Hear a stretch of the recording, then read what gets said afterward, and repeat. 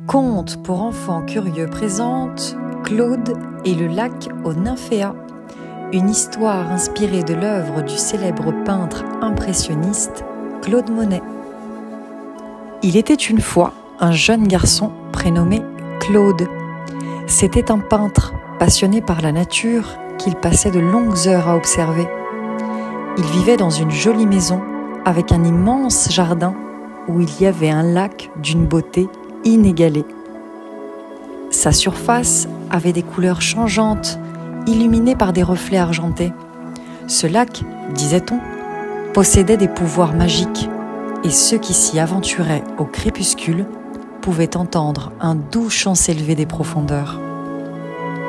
Claude avait toujours été fasciné par les légendes entourant le lac.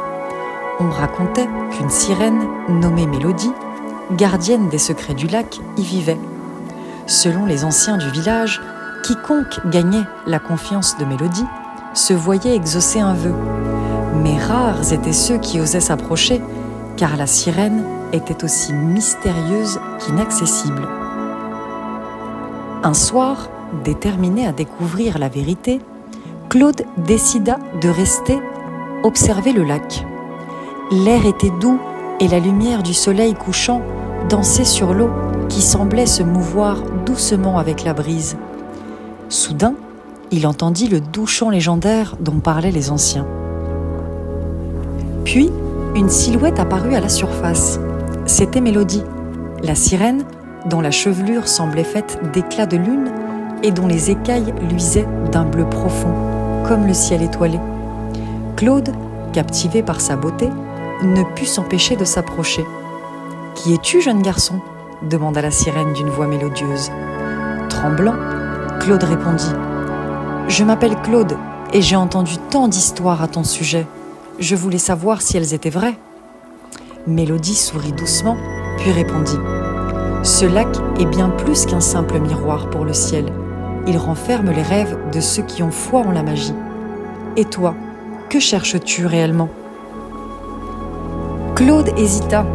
Il avait toujours rêvé de pouvoir capturer, dans ses œuvres, le langage de la nature, de pouvoir figer la lumière des arbres et des fleurs. Il exprima donc son souhait à la sirène. « C'est un vœu bien noble, » répondit Mélodie. « Mais tout don vient avec une épreuve. Si tu veux le recevoir, tu devras montrer que tu respectes et comprends la nature. Plonge dans les eaux du lac et ramène-moi la fleur la plus pure que tu y trouveras. » Sans hésiter, Claude plongea. Sous la surface du lac, Claude découvrit un monde merveilleux, baigné de lumière douce et de couleurs éclatantes. Les fleurs dansaient autour de lui et les poissons le guidaient.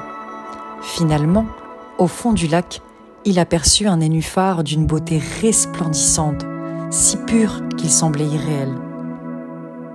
Quand il remonta à la surface, la fleur dans sa main, Mélodie l'attendait. « Tu as réussi, Claude, » dit la sirène. « Désormais, tu pourras exercer ton souhait. Mais souviens-toi, ce don n'est pas pour toi seul. Il te confère une responsabilité. Protéger la nature, car elle te parle désormais. » Puis, elle replongea dans les profondeurs du lac et disparut. Claude acquiesça, sentant déjà le murmure des arbres et des oiseaux autour de lui, comme une douce mélodie. Après ce soir-là, il ne revit jamais la sirène, mais il continua de développer sa passion pour la nature en plantant des espèces exotiques dans son jardin, qu'il tenta de refléter dans ses tableaux. Il devint également l'un des plus grands peintres de l'histoire. Il veilla également à protéger avec le plus grand soin les nymphéas du lac qui y poussaient depuis sa rencontre avec Mélodie et immortalisa son aventure avec la sirène dans une série de tableaux très célèbres que nous connaissons tous. Le lac des nymphéas reste un lieu de magie. On raconte d'ailleurs encore aujourd'hui qu'on peut y entendre le chant de Mélodie résonnant à travers le vent et les nénuphars, unissant le monde des hommes et celui des créatures du lac pour toujours.